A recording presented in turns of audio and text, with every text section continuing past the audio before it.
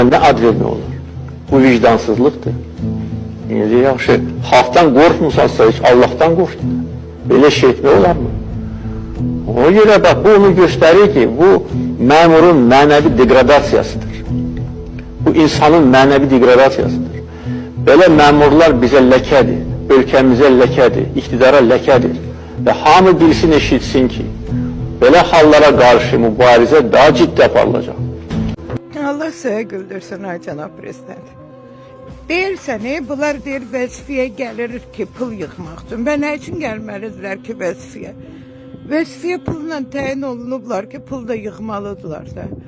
Hansı məmur, hansı icra başçısı, hansı deputat öz qabiliyyəti ilə, öz şərəfi ilə, öz ləyaqəti ilə vəzifəyə gəlib? Hansı gəlib, qardaş? Ucdan tutma hamısı pul verir, gəlir də. Mən başa düşə bilmirəm. Bu milləti siz niyə bu günə qoymusunuz? Niyə görə hər şey bizdə pulla olmalıdır? Niyə görə milyonerlərin uşaqları vəzifədə olmalıdır? Müharibə olanda kasıbların uşağı olur da, gelir qabağa, özlərini, sinələrini güllə qabağına verir. Demək, bunun hamısını yaradan özünüzsünüz. Siz Azərbaycanı uçuruma aparırsınız. Orada danışmaqla deyir, hə dostum mənə deyir, alverdə görsün. Həmin söhbətdir bu. Necə yəni ki, mən bunlara tapşırmışam, rüşvət alma. Sən alma ki, onlar da almasın da. Axı bunların hamısı rüşvətlə təyin olunub. Deyirsən, mən almıram, onda sənin yanıva gətirib, o imzanı attıran adam alır da. Və otur günə bunları da fikirləşginən də millətin də başına niyə oynatırsınız? Niyə görə bu həmin o rüşvətləri ki alırsınız, həmin o rüşvətlərlə təyin edirsiniz, sonra da deyirsiniz ki, mən onlara tapşırmışdım. Xeyr ola, onların borcu var, onlar da pul verib pul qazanmalıdır da. 2 milyon verirlər, əvəzinə 20 milyon, 50 milyon, 100 milyon pul götürürlər də. Gicdilər ki, sərmayə qoyurlar da öz gələcəklərinə. Nəsə, cənab prezident, hələ ki siz düzgün yolda deyirsiniz, inşallah mənə gəlir ki, düz yola qaydarsınız. Hal-hazırda siz prezidentsiniz, hamı qabağınızda 2 qat əyilir. Bir də görürsən, nəsə paylaşım edirsən, hərə bir tərəfdən trollar düşür canıva ki, çox naşükür millətsiniz. Biz deyir ki, torpaqlarımızı qaytarmaqla namusumuzu, qeyrətimizi qaytardıq.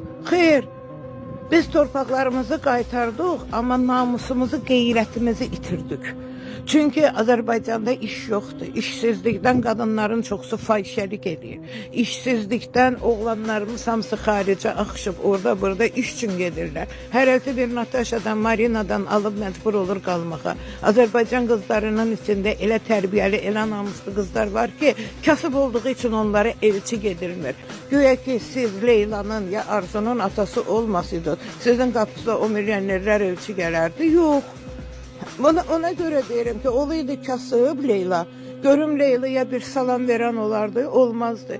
Və bəsdirin də, və milləti bu dərəcədə alçatmayın da. Mən buna, cəmaatı nədir ki, nağıllara qulaq asmaqdan yorulub, cənab prezident. Mən cavab verməkdən yorulmuşam.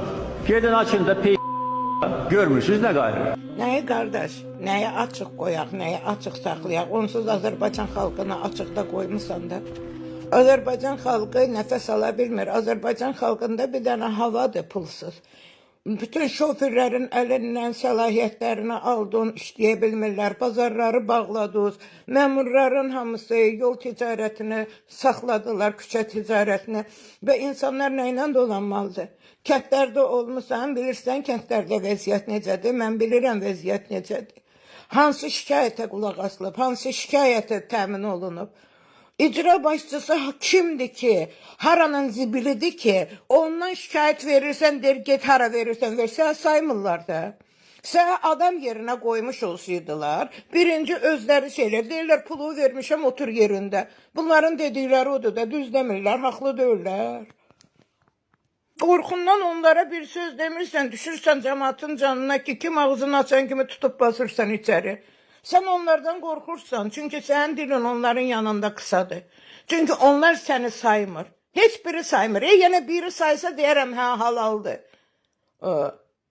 Bu qədər olmaz da, cənab prezident, az nağıl danışın bizə.